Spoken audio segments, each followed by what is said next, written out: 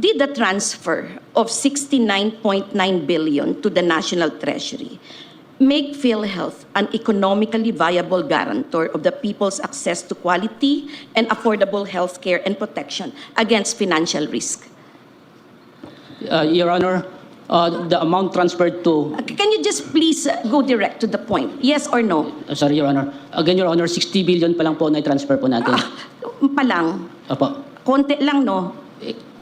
60 billion po. Oh, Not alright, 89 60 po. billion, Opo. not 69? Yes po. Ilan ba gusto nating i-transfer?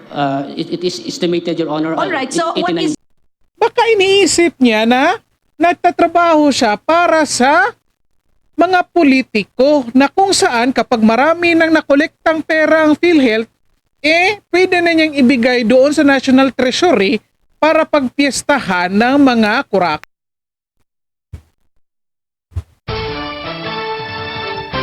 Okay, magandang araw po sa inyong lahat and welcome po dito sa ating Tabunon PH channel mga kababayan.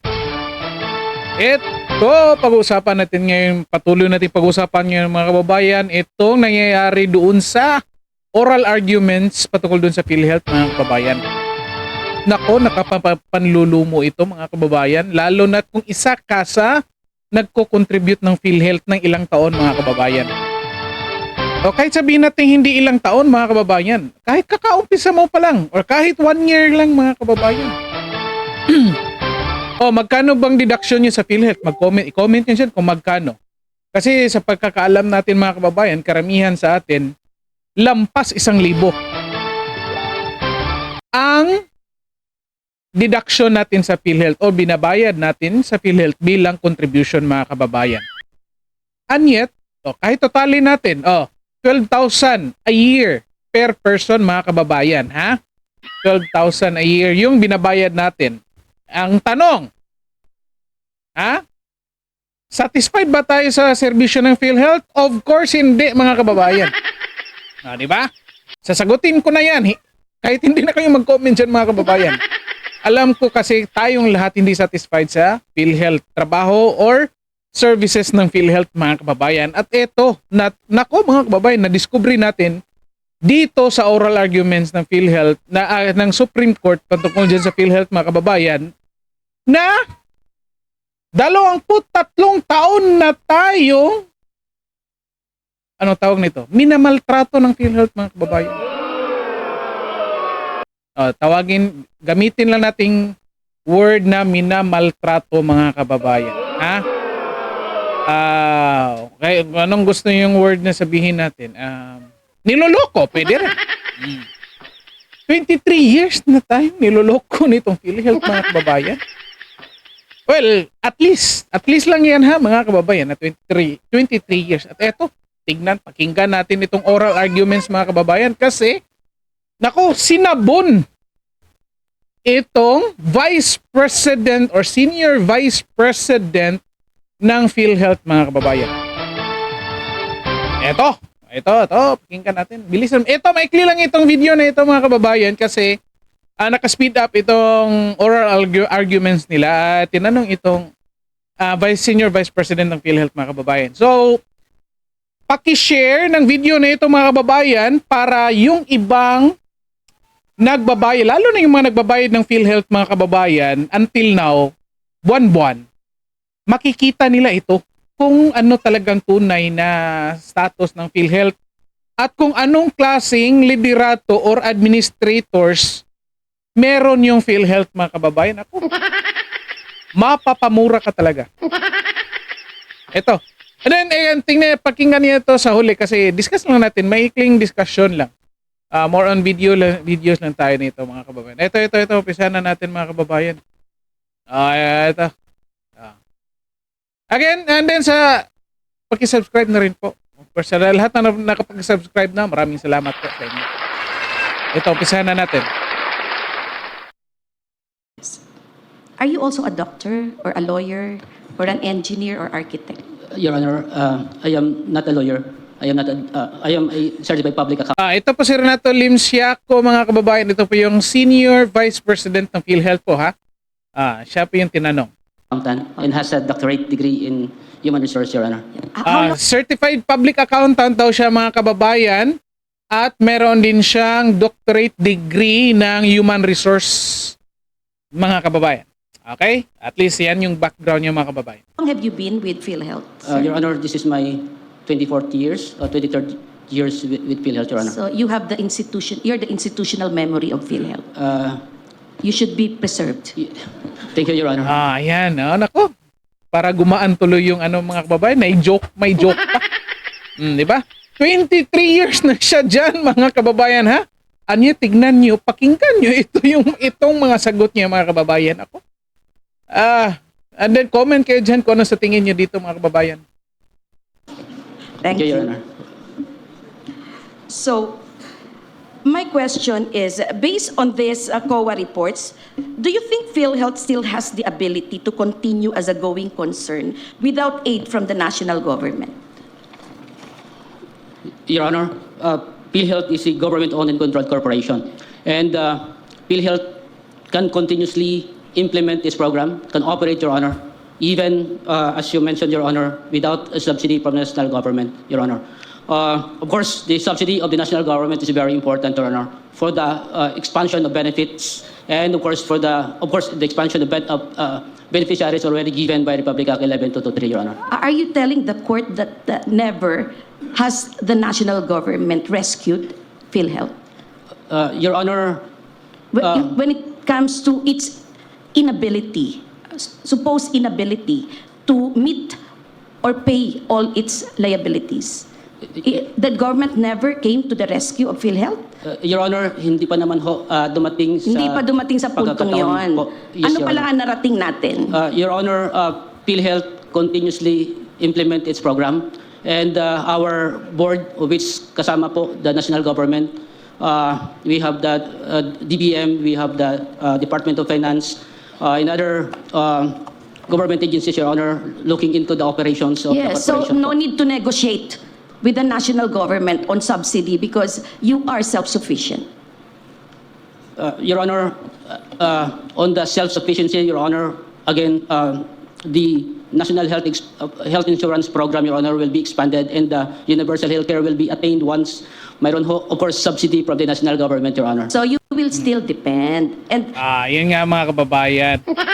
Ang daming paligoy-ligoy, di ba? Ang daming paligoy-ligoy. Simpleng tanong. Kailangan ba ng subsidy ng gobyerno para makapag-operate or para makapagbigay ng serbisyo? Nako, pinaligoy-ligoy pa. Kaya daw ng PhilHealth na i-sustain yung kanyang sarili, mga kababayan. And then eventually, binago lang yung tanong, nako, umamin na talaga kailangan ng subsidiya ng gobyerno, mga kababayan.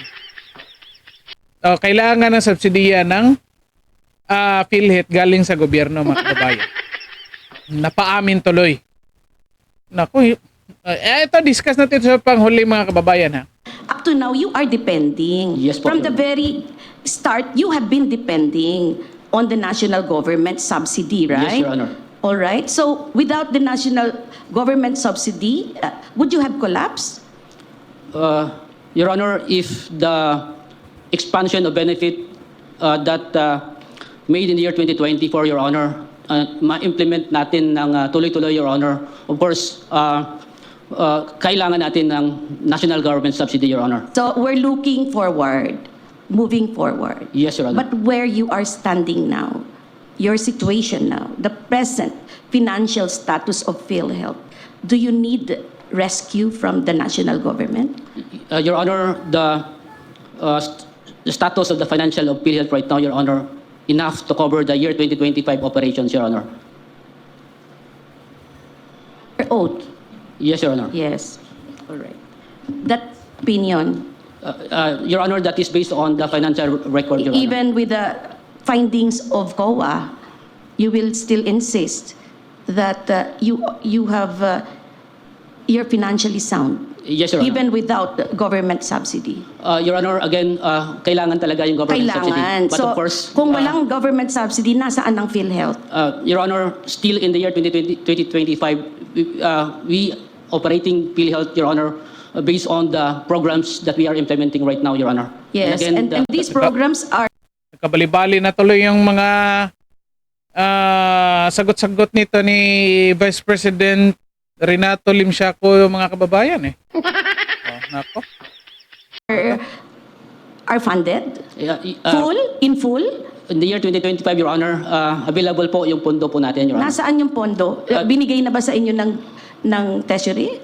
Your Honor, on existing funds of the corporation, Your Honor, our investable fund as of December 31, 2024. You know, my problem with your existing funds is this.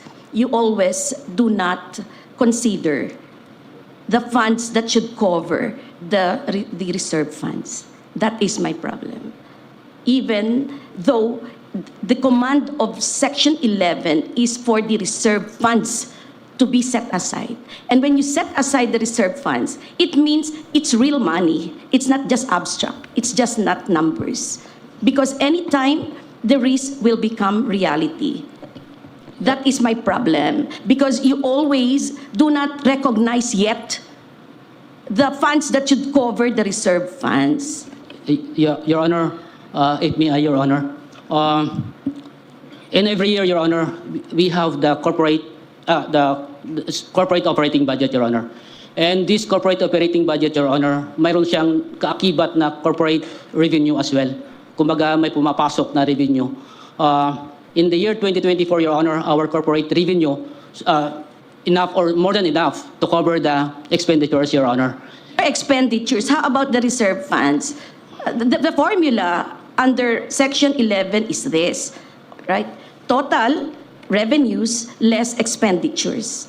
And the balance, that is where you will get your reserve funds. Your Honor, And your reserve funds, the amount should depend on the actuarial valuation for 2 years. Correct? Your Honor, if may I, on the part of the accumulated revenue that we have, Your Honor, we set aside the reserve fund. Set aside na siya. Then, in the What did you operation... say again, please? Nauna pa raw yung reserve funds, mga kababayan, bago yung teka, pakinggan na. Set aside po natin. From From the accumulated revenue. So you are reversing the process prescribed by law? Not necessarily, Your Honor. That is what you were saying. Oh, reserve na agad siya. Hindi ba dapat accumulated revenues less expenditures? And then the total, the balance, that is where you get your reserve funds. And your reserve funds must correspond to the actuarial estimate. Your For 2 Honor, years. mayroon ho tayong revenue that, of course, projected for a year. And that revenue, Your Honor, yun po ang ginagamit po din natin in sourcing out the expenditures po of the year. Meaning, the operation of the corporation for, say for instance, year 2025, much more dependent din pati siya, Your Honor, on the revenue po natin expected to be received for that particular year, Your Honor. So, ganun po siya, recognizing the revenue and then of course, the estimated expenditures po. And then the balance will go to the reserve funds. We'll go to the accumulated revenue, Your Honor, or the surplus that we have. All right. Yes po. Okay. May I proceed? Nalito na ito si Associate Justice Amy Lazaro Javier Maco. Naku. Again ha, mga kababayan, isipin nyo yan. 23 years na yan sa PhilHealth. At eto, tinanong anong nangyayari dyan. Ano yung formulang ginagamit? Nako, bali-bali yung explanation, mga kababayan. Nako, nasaan na yung contribution natin, mga kababayan? Ano na nangyari? Bakit nakaganito ito, mga kababayan? Sino ba naglagay nito? O, ito, pagpatuloy natin. Proceed to the next question. Yes po, Your Honor. So, did the transfer of 69.9 billion to the National Treasury make PhilHealth an economically viable guarantor of the people's access to quality and affordable health care and protection against financial risk? Your Honor, the amount transferred to... Can you just please go direct to the point? Yes or no? sorry, Your Honor. Again, Your Honor, 60 billion pa lang po na transfer po natin. Palang. Opo. Konti lang, no? 60 billion po. All Not right, 89 60 po. billion, Opo. not 69. Yes po. Ilan ba gusto nating i-transfer? It is estimated, Your Honor. All right, so what 89 is Sumagot pa talaga, mga kababayan. 89, mga kababayan. 89 billion pa talagang gustong i-transfer. Hindi pa pa siya satisfied sa 60 billion na nai-transfer. Gusto pa niya mag-transfer ng 8 additional para maging 89 billion, mga kababayan. Ako, akalaan yan. Senior Vice President ito ng PhilHealth, ha? Administrator ito ng PhilHealth, mga kababayan. Siya yung nagmamanage, isa sa mga nagmamanage ng PhilHealth na kung saan halos lahat tayo, mga kababayan, na may trabaho, o sabihin natin tayong lahat na may trabaho, mga kababayan, may deduction tayo sa PhilHealth, nagbabayad tayo every month, binibigay natin yung pera sa kanila, mga kababayan. Aha. Nako, mga kababayan. Patay tayo nito. So, patuloy natin. What is your short answer to my short question? Your Honor, Your Honor. PhilHealth, nag-operate si PhilHealth po, Your Honor, in the year 2024. Did it help PhilHealth's financial condition? Did it upgrade your financial level when you transferred the 60 billion to the National Treasury? Your Honor, despite the transfer, Your Honor, PhilHealth's investable fund from 498 in December 2023 and versus December 2024, Your Honor, of 492 billion. So what is your answer? No? Or Your yes? Honor, Yes or no? Your Honor, very sorry, Your Honor. Your Honor, PhilHealth operates the program, Your Honor, expanding the benefit payment. All right. Tumaas pa So siya. I will go to my next question. Yes po. Did the transfer of this amount to the National Treasury reduce the deficit of PhilHealth in the amount of 663 billion plus in 2023? Yan. Your Honor, if you are talking... Just a straight answer, Ah. Mr. Senior Vice President. I'm sorry, Your Honor. Yes. Apology po. Of course, Your Honor, the 60 billion that we transferred reduces... Yes or no? Yes or no? My question is so simple and it is answerable only by yes or no. Your Honor, it reduces, Your Honor. It reduces the deficit, even though, yes, did I hear it right? Your transfer of 60 billion to the National Treasury reduced your deficit. Your Honor, I think baliktad sa Your Honor. Because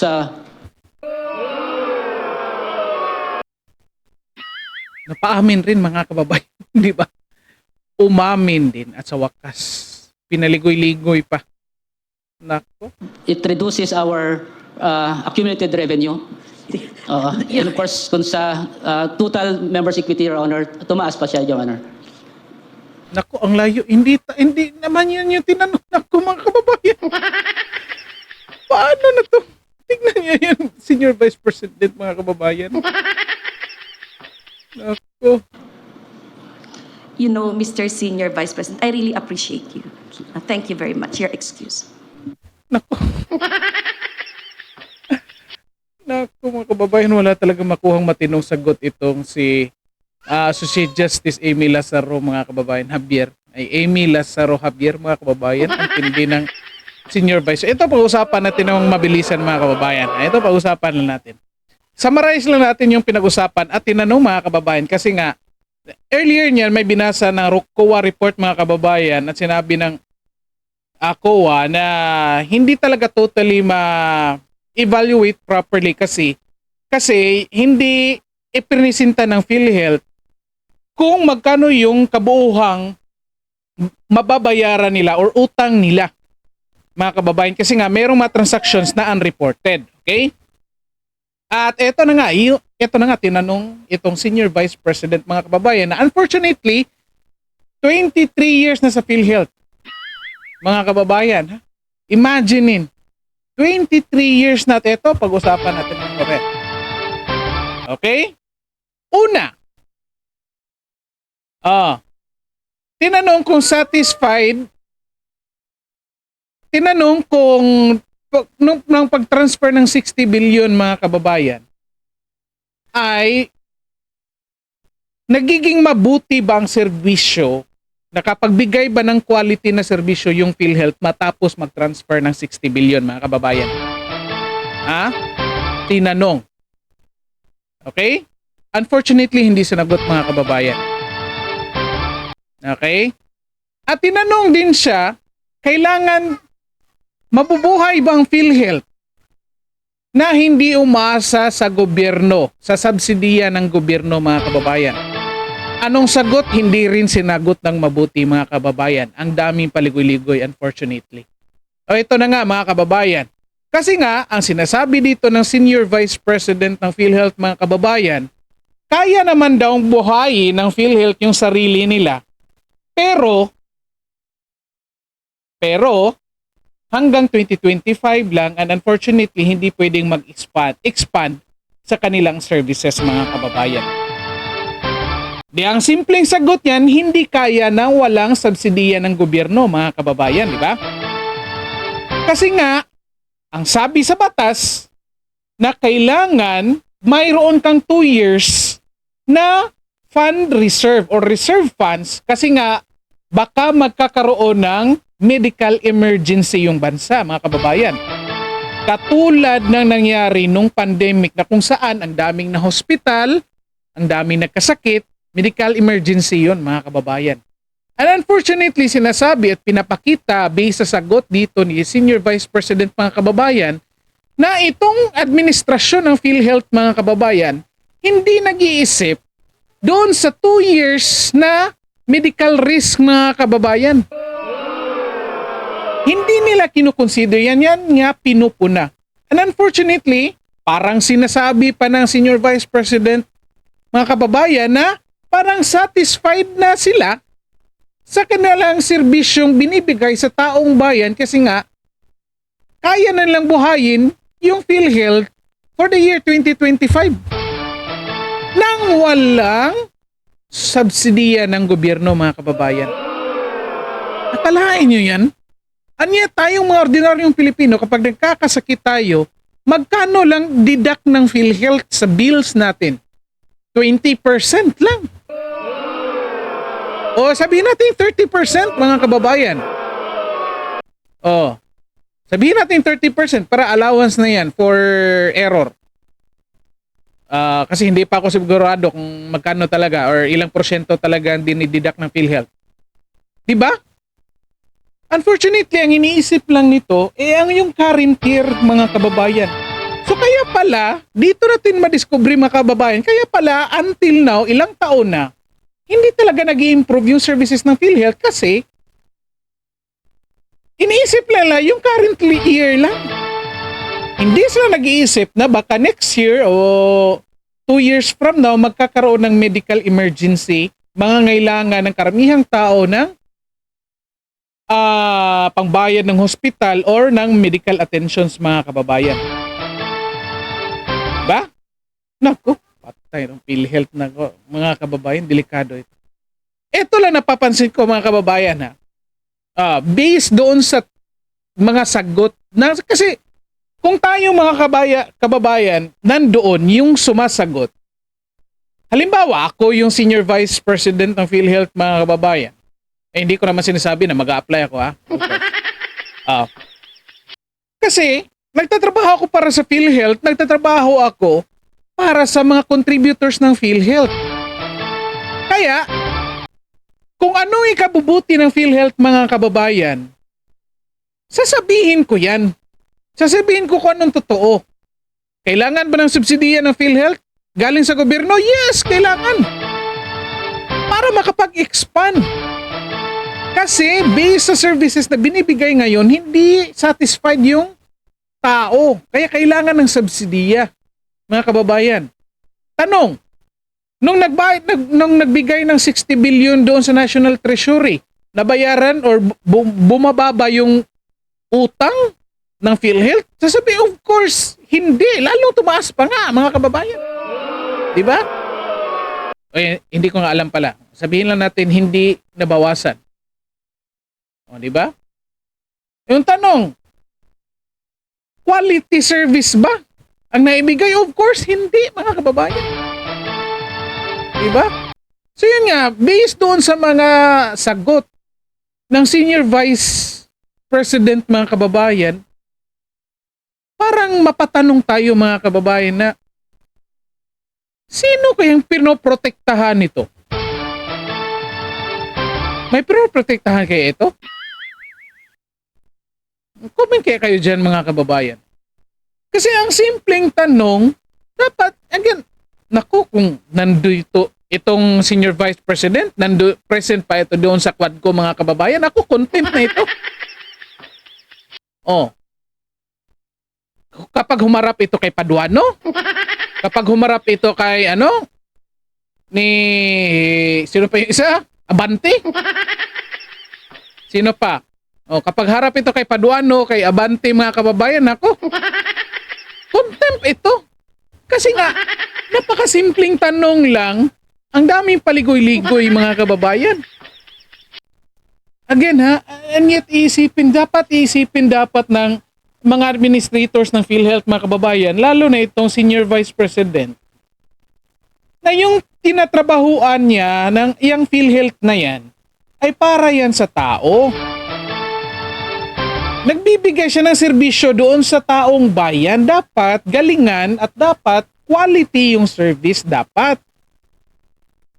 Baka iniisip niya na nagtatrabaho siya para sa mga politiko na kung saan kapag marami nang nakolektang pera ang PhilHealth, pwede na niyang ibigay doon sa National Treasury para pagpiestahan ng mga kurakot.